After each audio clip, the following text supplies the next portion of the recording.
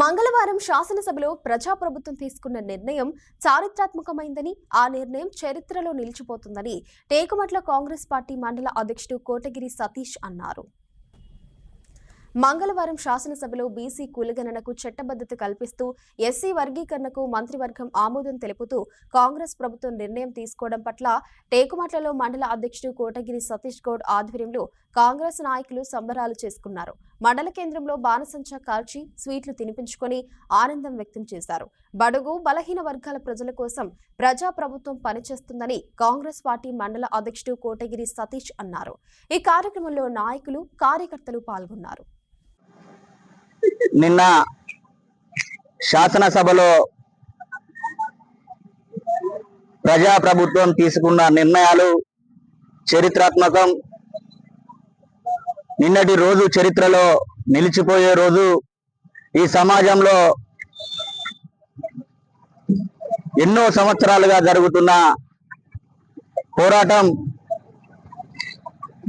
BC కులగణన, SC వర్గీకరణ అంశం మీద రేవంత్ రెడ్డి గారి సారథ్యంలో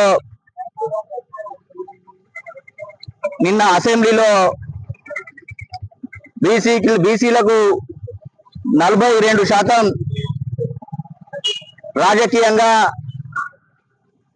రాజకీయంతో పాటు చట్టబద్ధత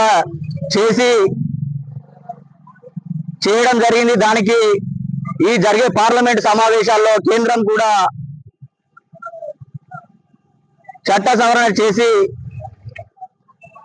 ఆ బిల్లును ఆమోదింపజేస్తే బీసీలకు అన్ని రకాలుగా అభివృద్ధి జరగడానికి దోహదపడ్డ వాళ్ళు అవుతారు.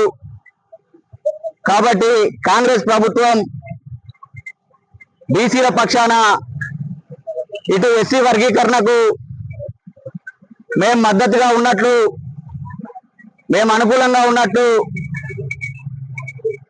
అసెంబ్లీ తీర్మానం చేసి కేంద్ర ప్రభుత్వానికి పంపడం జరిగింది. ఇటు బీసీ కులగణన, ఎస్సీ వర్గీకరణ రెండు అంశాల మీద ప్రజాప్రభుత్వం పూర్తి స్థాయిలో అనుకూలంగా ఉన్నది.